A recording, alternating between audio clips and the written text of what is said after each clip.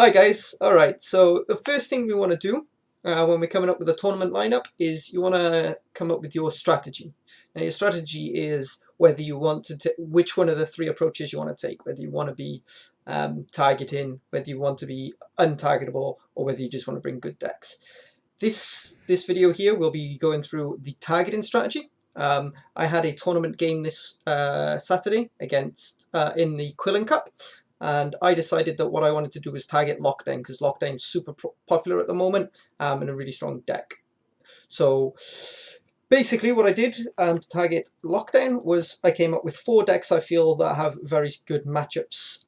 Generally, if you're going for a targeting strategy, you probably want to be at least 65, probably 70% favoured in that matchup when you can get it. Now, that's often quite difficult, which is quite often why people don't go for the targeting strategy. I'm not 100% sure these decks quite meet that requirement, but I wanted to test it. Yeah, and like I think what's interesting is that like one of the most difficult things as well when building this targeting strategy is that you want to make sure that the opponent is actually bringing the deck, right? Because you mentioned that you want to be like 65-70% favored, but then you also need to make sure that the opponent is like, 80% sure to actually bring that deck, right? It needs to be like a really, really popular deck, because otherwise it just falls apart. So it was a really good read on your behalf that the opponent actually would bring Lockdown. The Lockdown is popular enough that you can actually do this. Yes, of course. I actually think, so after playing the game, spoilers, we've played the game already, I actually think that Kelly might also be a good tournament target deck, because if you look at all tournaments lately, Kelly seems to be by far the most popular monster deck, and it's honestly just one of the most popular tournament decks right now. So that's also a deck you could potentially target. But I thought Lockdown was a good one to target, because one of the good things with these 4 decks is they're all decent decks anyway. So they sort of go into the just good lineup decks. So even if you didn't bring Lockdown, I at least have 4 strong decks, right? The other. Yeah, for sure. That's also very important, right? So if you aren't like 100% sure that an opponent will bring a deck, then at least make sure that the decks you bring aren't god awful, because then it's like pretty bad. Sure. And what you mentioned about Kill is also interesting, because sure, it's like Kelly is popular, right? But then what happens if they don't bring Kelly? Then maybe they bring Vi instead. And Vi probably falls into the same category as Kelly in terms of how you target it. Like they both are very vulnerable to troll removals, resets, that sort of stuff. So even if you try to target Kelly and the opponent then decide to bring Vi instead, then you might actually still be super fine. So I think that's something you could look at in the future, and you may see some people go down that route, because I don't think anybody's actually tried to target Kelly yet, but it seems like it's probably something people will look to do in the future, especially after watching our video, because obviously people will want my opinion. Of course. Of course. Okay, so let's jump into some of these decks. So the first one is Kelly ourselves. We brought Kelly. Kelly seems to be quite good against Lockdown, which is kind of surprising, right? Because they have all these locks, but the thing is your leader basically stops these locks from working, right? And yeah, so against Lockdown, that's not the case, right? Oh yeah, of course. But otherwise, that's true. But you just have some of these cards that kind of make Lockdown struggle. Usually, one of 2 things happens. Either you get red coin, and then it's very easy to win uneven, because Lockdown kind of struggle to 2 points round 1, and you have cards like Phantom and Urgen that they really struggle to deal with. Like the only answer really to a card like Urgen would be Yin. But if they take the Yin and the Urgen, then a lot of your other cards just become super scary. You can start just going really, really tall on some units, and they can't do anything about it. So quite often you can win uneven from red coin. If you go on blue instead, you can start with the dash. You can use your Crystal Skull in the dash, and then after that, I mean, what can they do, right? They will have to first purify it, and then they need to log it. And you might also have a defender that's coming in there and protecting it. So it's very difficult. They have to have a very specific hand to actually counter that opening combo. Yeah, I think you see quite a lot on ladder, right? They start off with defender. If you don't have your purify and yen, then dash just goes through. If you do, then you survive round 1, but then you have nothing left. Out, right? Yeah. So. Yeah, and it seems to be quite it seems to just basically have the pressure round 1, right? That especially in a a regulated coin when you can bring it on red. Lockdown really struggles to deal with this when it has to play on blue against this, because Lockdown does lack proactivity and points right round one. Yeah, and so obviously with this version, we're running a Taskmaster as well, which also helps in that matchup. Because purifiers are great, right? If you don't have any purifiers, then like your series just like 5 for 10 basically. And you have a few of these targets you want to lock, so just having a single purifier is basically just another sort of target. And maybe in hindsight, we could have put even more purifiers into the deck, maybe like a Crowstar instead of one of the 4Ps, just to make it even more favored. Or so you could definitely this out for the Queen of the Night, right?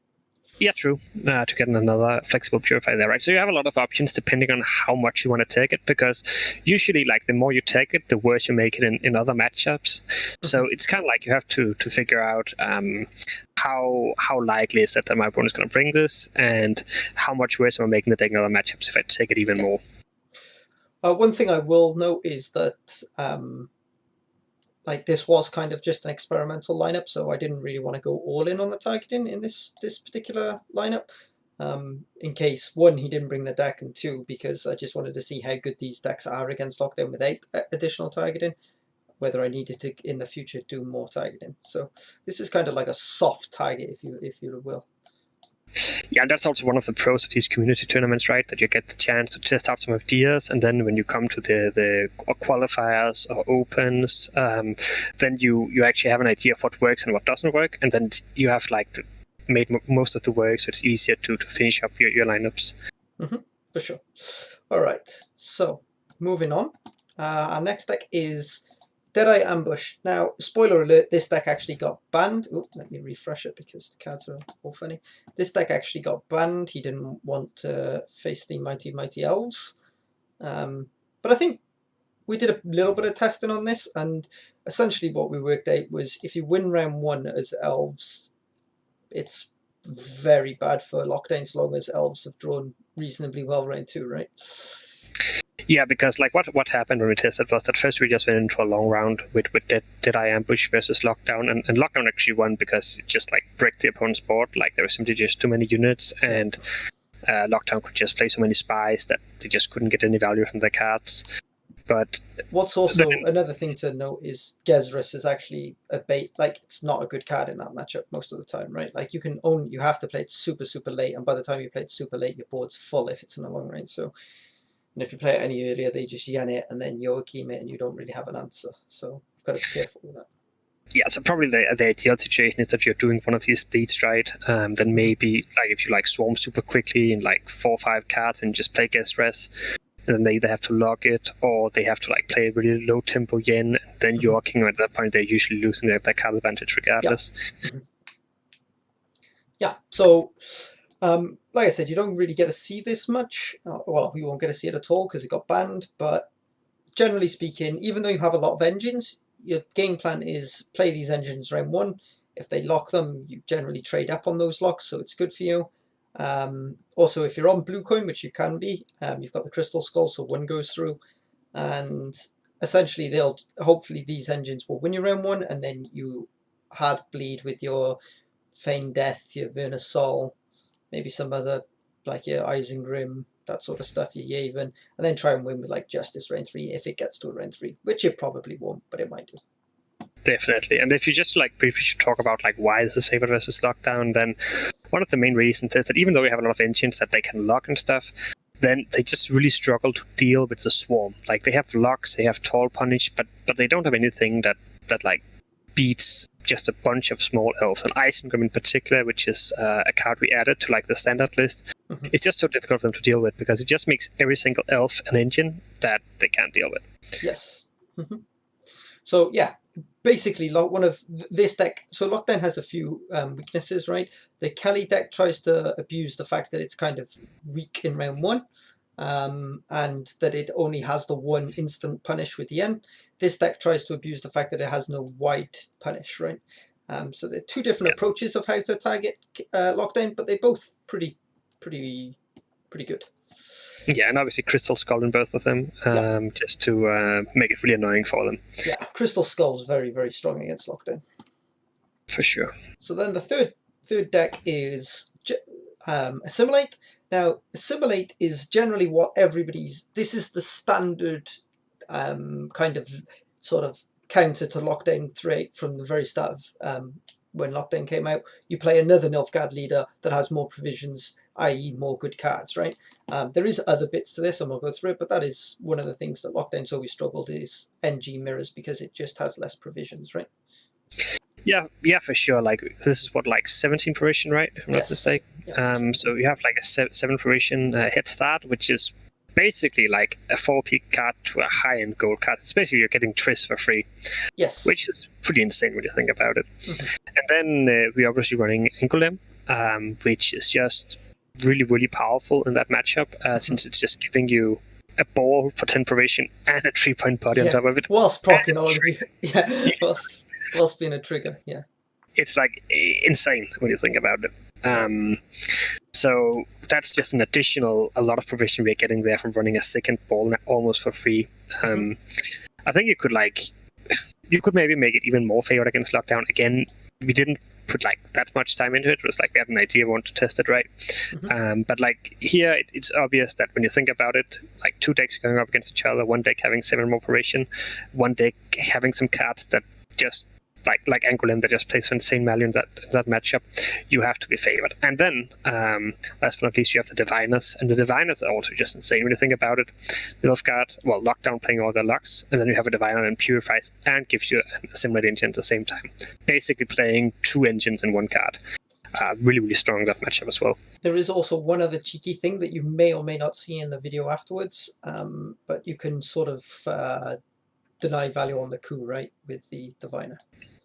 Yeah, so there can be situations where the opponent plays. It really only Joachim it works with, but if it's a short round, they play the Joachim, they don't have another target. If you then go for the Purifier and the Joachim, I think quite often it's probably better just to use it to deny a lock. But if it's a short round, there might not be any locks. That's relevant at that point. Denying coup on Joachim can be game winning for sure. All right. Yeah, and I'm assuming most of you will know the Assimilate deck from Ladder, because again, another very popular list. And then the final list is actually the only list out of these 4 decks that I've played personally quite a bit, and it is a deck that has been around for a long time now. It is just a standard Passiflora hidden cash deck. Yeah, so how many new cards with the expansion did you put into this deck? Grand total of 0. Yeah. And how many cards have I got in this deck from Master Mirror, which was the expansion before? A grand total of 1. I can't remember, to be honest. I think Neuromancy is the only one. Now, some of them have got buffs in Master Mirror. I think Ransacker got buffed in Master Mirror as well. So even though it's not a new card, it did get buff in Master Mirror.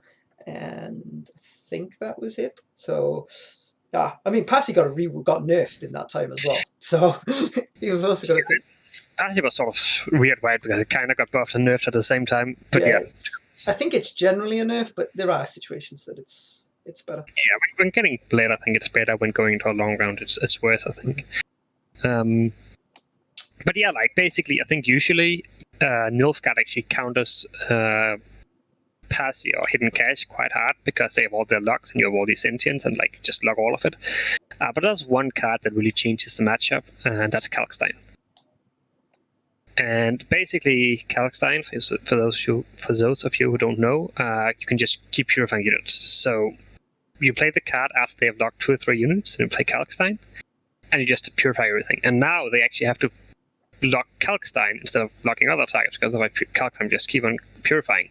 So sure, the locks will still play for decent value because you have to sacrifice 2 points to purify it, but it just means that poisons, the locks won't do anything, and like your engines will just play for insane value. Although, to be said, like there can be situations where you can struggle, hence you have to go first in a round. In round 1, they can try to abuse you because you sometimes struggle with tempo because your peaches don't do anything and stuff like that. But like in a long round, if you get full coin carrier going into that, you will always win, I think. And one of the other advantages is that, or one of the good things for Passy in this matchup is Lockdown. One of Lockdown's biggest issues is bleeding, right? So any deck that can beat Lockdown in a long round has a good matchup because Lockdown struggle to bleed. It's not something that the Lockdown deck wants to do most of the time. Yeah, for sure. Like quite often they have to start with like either ball or a sergeant or something like that in a bleed, which is really, really awkward. Sometimes if they have to run into like a bronze engine, they can sometimes do a short bleed, but it's rarely something that they can do or even want to do, to be honest. Which is, so essentially this deck basically relies on the Culk to be favoured. Without the Culk, you're probably very unfavoured, but because of Culk, you then end up just kind of like not giving Lockdown any really nice lines to take to win the matchup. They kind of have to rely on draws and things going their way, because essentially what happens is if they win round 1, they're then forced to bleed you because they can't go for a long round 3 because you have first say and Culk, and if they lose round 1, you can either 2-0 them or take your long round anyway, right? So it's just kind of awkward for Lockdown. For sure. All right. So now I guess, guys, we will jump into a game. I can show you some of the games that we played with this against the Lockdown deck. Hope you guys enjoyed this bit of the video, and stay tuned. We might have some more videos like this in the future. It's just a classic, but definitely Zarieskio being unfavored in this matchup. I would say with Lockdown, it can be quite tricky, but from what looked like a pretty desperate situation with that bleed, it actually ended up being pretty good for Zarieskio in the end. So will he try to do the same strategy, or are we looking at? Yeah, we'll see. I'll see how much the hand states will affect how these rounds will go again. Will one be able to push better round 1? Will one be able to not push as well? We see a lot already. Better top-end hand from Zarieskio here. Chezzy, no portal this time, unfortunately. Yeah, portal being pretty useful, especially if you're trying to look to win the round.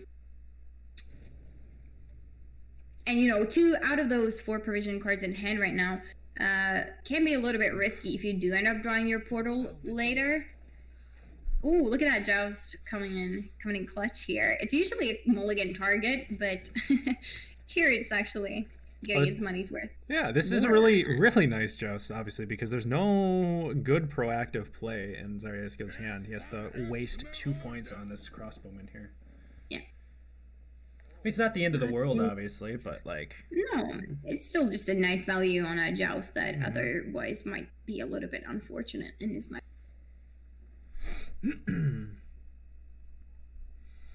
So we're likely going to see Chezzy try, and maybe... he can't really swarm engines here, so he's going to get forced out pretty quickly with all these locks and this collar, so it's going to be... Yeah. And the earlier Chez is forced out, the better for Zarieskio, because we see all this top end in his hand that he doesn't want to play out. Exactly, and winning round 1, again, just not giving Assimilate the control of the round is what you want to do here, so that is what Zarieskio is going. And Chezzy just setting up some engines and then going for all of the create that is in hand. Brathon's a lot of points, Triss a lot of points. I actually feel like this hand is pretty deep. But it depends a little bit on what tempo Zarieskio can put on the board as well. Yeah, so he decides to respect this and try and commit Ramon here. Again, kind of like trying to force him out quick. This Ramon... Yeah. Chezzy can still just play for a while to play like another engine potentially too and just kind of relax. Yeah, you don't have to commit too much, but I do like the Ramon play. It kind of just secures the round for you. Sure, that lock is very valuable later on, but... Yeah, and saving the color is good because, you just spent Ramon lock. You might as well... You want to force him out, right? So you want to lock as many engines as possible and just playing it for value. Playing it for the most value here on actually hitting an engine instead of just killing a unit. Alright, so color is still not coming down, though. Not locking the last engine there, really. Kind of forcing Chezzy out. Like, maybe he'll go for a Duchess's Informant just to put that in graveyard for Experimental Remedy, something like that. Could be a play still. You just have to make sure you can kind of get ahead, which I guess he doesn't here without committing something big, so he does decide to take the pass. It's a bit of a mind game, that one. Yeah, I think the pass is fine. Again, if you can't make it up without committing something big, but it's probably just fine to pass there. Because again, I think you're fine in the long round. You're fine in getting bled as well, provided you. Again, coup is a massive card to find, and Chesney didn't find that till round 3. So finding that round 2 here is really good for him. And he finds the second ball as well, which means you can defend this bleed very nice. You don't have to worry about your top decks either. You can probably save some of the good stuff here. Yeah. Still would love to see that portal there for him yet, but not able to find it. Portal being such a good card to defend the bleed, to play round 1, it's thinning as well. But he did find most of his top end, just really missing that like Joachim here. Yeah.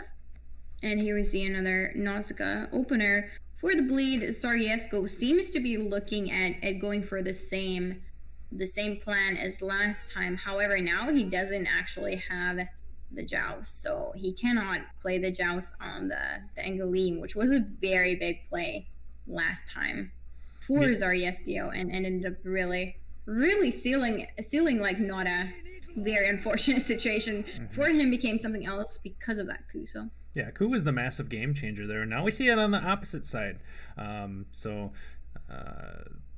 This bleed is definitely going to go very differently here. And this is a really nice Purify as well, just activating both of those engines. Immediately a little bit of a threat here for Sariesko if he can't control it. This is again, this bleed not looking too good. Yeah, and again, the bleed right here, he doesn't even have the ability really to overswarm Chesney too hard. Exactly. Being one of the good win cons for lockdown here. You just take the pass here and try to find a better hand, try to find the coup. I mean, you really play. It's scary to continue, but it's scary to continue, but also like you went for this line. It also feels bad just to like.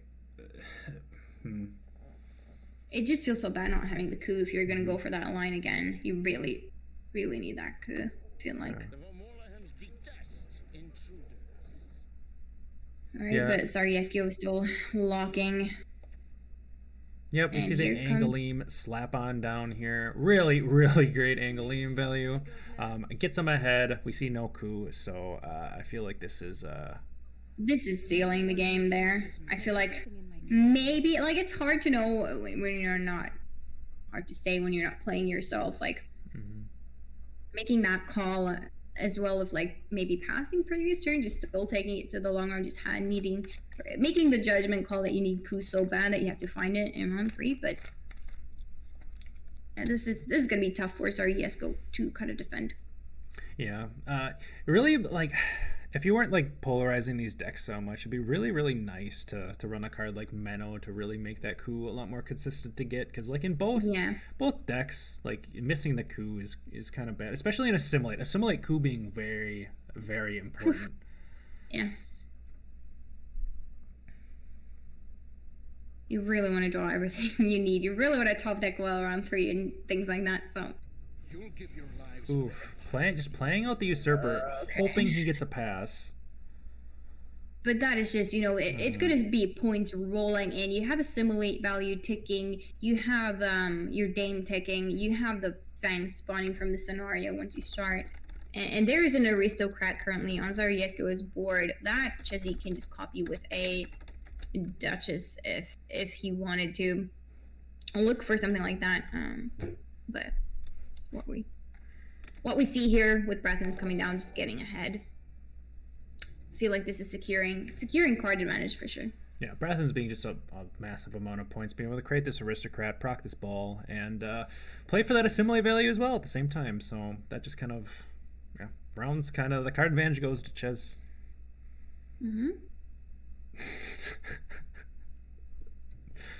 Looking good for Chesney now, much better. We talked a little bit about the power of coup earlier, and this is where we can see it.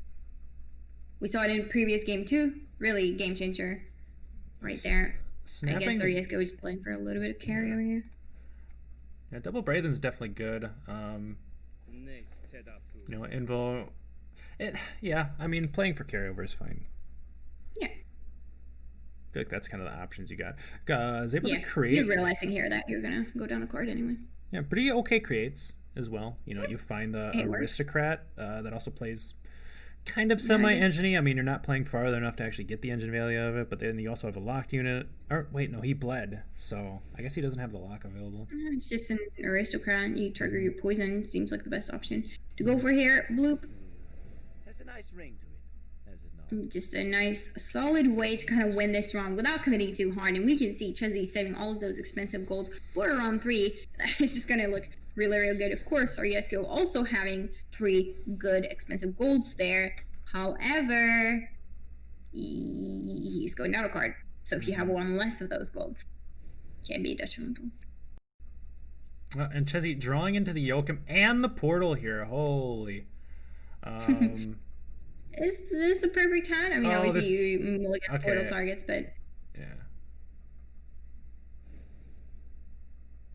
Yeah, you don't draw into it. Of course, that could kind of break a little bit, but now still no coup for Zaryeskio here, and he does not end up finding it. So no coup and no Roderick. Coup who? You didn't find your coup. Coup. But double Brathen, pretty effective. I guess you just play out those and then trigger your ball kind of last. Just copy assimilate engines. Yeah, You I mean, can he's assimilate more. gonna have a massive amount of assimilate engines with these Braithens here. Yeah, it's so. not bad. A taste of North, is it? Okay, we're seeing the ball first. I mean, ball first is fine. The Braithens won't copy those anyway. I mean, wait, Yeah. wait, doesn't this creates, right? This triggers assimilate. Yeah, you trigger your ball. You only trigger assimilate when you start playing the. Okay, so yeah. So I mean, then ball first is fine. You're not gonna. Yeah, proc it it's early better. anyway. Actually, I don't know why I thought that the points from the day wouldn't be good here, but of course it is. So yeah, this is the way you sequence it. Just get maximize your assimilate value, maximize all the points, start copying engines, and as long as you're not copying an aristocrat, you're not going to trigger them. Yeah. Torius, really good for him here. Yep. You can go for Duchess's Informant, get a dame for yourself. You can go, I guess that always is the best option out of the ones that you were offered to Chessie here, so that's what we see. Yeah, and you're not really short of aristocrats in Chessie's hand either. The coup can represent one, the Joachim represents one, and so does this Duchess Informant. So still 3 more aristocrats, possibly 4 actually, in hand for Chessie, because Triss can represent one as well. We're copying that now. I'm missing out value on the Brathens is. So is he hoping to maybe just high roll the poison off of Joachim and use I Brathens to suppose get so. another I poison suppose create? so. If you make the call that, okay, this is the way I win this matchup, then you do it, I guess. And I mean, poison value is going to come in nice and hot. I mean, there's Joachim's being played, so getting another poison off maybe is all right. Yeah, so that would mean he would probably go for a lock then. But we do see the second come down here, and it's also going to be on a dame.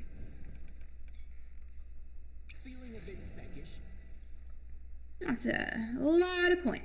Somebody get this man some water, please. Very, very thirsty board We're state getting here. thirsty here. But we see a little bit of thirst on Chesley's side too. These dames are sipping and they're getting there. So still an untriggered ball here, which will be a huge point swing in Chesley's favor, of course. That is just a lot of procs, but he's kind of taking it. He was setting up all those assimilate and dames before he's starting to proc the ball, and just maximizing all the point value that you can get there is very, very good thing. Yeah, and Joachim being on these assimilate engines, so but unfortunately also triggers ball right away. Maybe Yep. yeah, I he think waits you're looking on at- it because either way he's triggering ball, right? So might as well wait on the Joachim, maybe make a another poison potentially a little bit worse. Yep, there we go. Fangs coming in, and everything proccing. Big swing right here.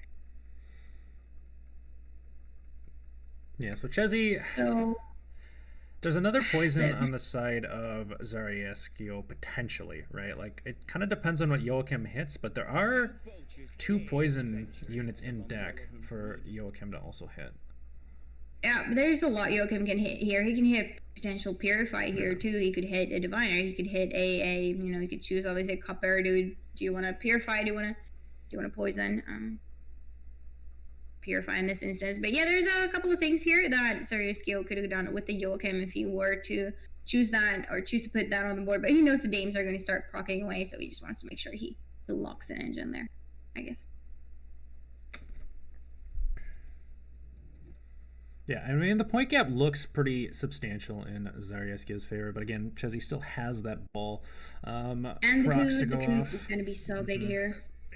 Look at that Diviner coming in clutch, more Purify value. You know, you get rid of the lock that Zarieskio just valued to put on the board a little bit faster, and then maybe looking for a Purify for his own board. So yeah, and here we already see that point gap completely close here, and there's still another chapter of the bowl yet for Chezzy to trigger. So yeah, now Zarieskio could kind of pull the same stunt that Chezzy pulled, but the issue still being, of course, that there's still a Roderick on the board. So even if you would Purify, copy the Divine, and Purify your own,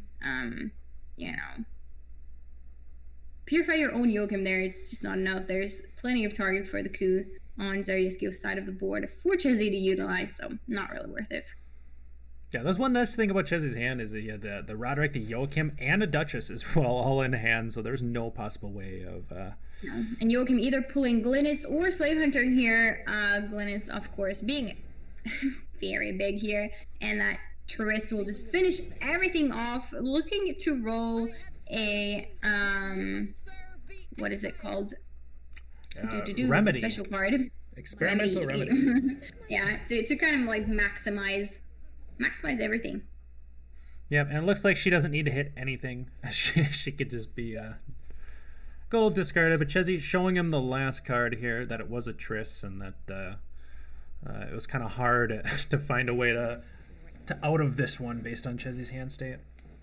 Yeah, missing out on the coup here. Just huge switch. Like, if Zarieskio could pull the same stunt of cooing that Angolim in round 2, he might be a lot happier with how it went. Like, in the first game we saw, he went for that strategy, but the bleed without the coup was just a little bit, just wasn't enough, and Chezzy was able to kind of just defend the bleed very nicely and still saving very important gold cards for the last round. He had one more than his opponent, and that definitely won him the game. But I would say really well played still from